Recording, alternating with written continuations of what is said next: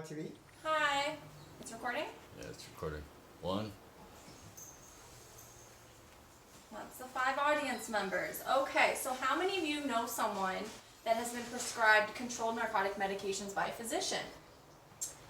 So, controlled narcotic medications are overly prescribed over the nation. How many of you know someone who has received a 30-day supply of a narcotic medication where they only really needed a 3-day supply? This then leads possibly to physical dependence and possibly street drugs or withdrawal. I'm credible to share on this topic because when I was 13 years old in 2007, I had a back surgery. And I was prescribed endless amounts of prescription drugs until I was the age of 18. And doctors failed to tell me any kind of alternative methods with other than controlled medications. So, I will be discussing San Diego's opioid epidemic, alternative solutions, what the world would look like with these solutions in place, as well as what the audience should do to prevent using addictive narcotic prescriptions. In San Diego, we are suffering from a huge opioid epidemic with our young adult population. Beginning with overly prescribed controlled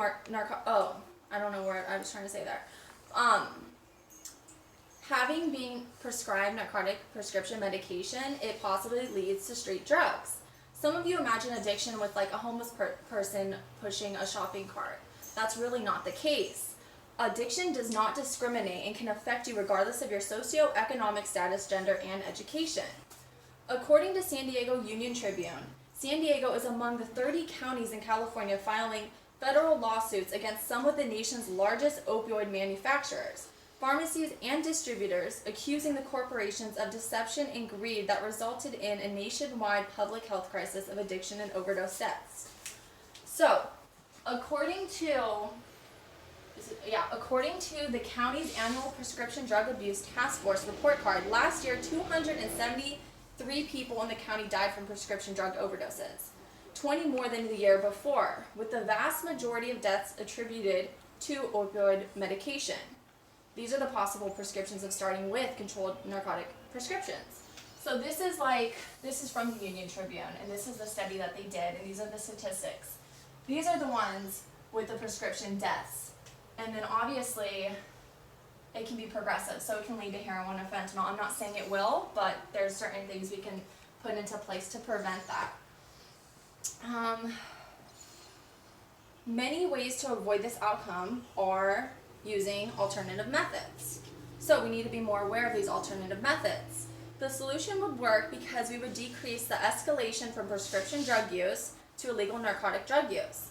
This will in turn decrease the street drug use and overdose possibilities. There are non-invasive techniques to help manage pain. According to Harvard Medical School, they suggested 8 non-invasive techniques: cold and heat compress, exercise, physical therapy, mind-body techniques, yoga, biofeedback, music therapy, and therapeutic massage. Let's not forget about acupuncture and homeopathic remedies. If physicians would suggest these methods first, we would help improve the opioid epidemic. These alternatives should be required before getting a narcotic prescription medication. According to CNN, only about 5% of Americans use alternative medicine solely. Let's try to imagine our world with using an alternative methods first before narcotic prescriptions. With the fixed problem, patients and physicians would seek out alternative methods before prescribing addictive narcotics. So I'm going to use a hypothetical scenario as what the world would look like. So let's say 20-year-old Amanda went in for like a strained muscle in her arm. The doctor would then suggest that she did an alternative method, use a heat and cold compress, maybe ibuprofen, and maybe physical therapy, rather than using controlled prescription narcotics first. In this example, Amanda is given alternatives to narcotic medication, never has to risk becoming dependent on a substance, and lowers the chances of her becoming a statistic of overdoses in San Diego. How many of you are going to ask for alternative methods other than painkillers first? As patients, it is our responsibility to seek alternative treatments in difficult times.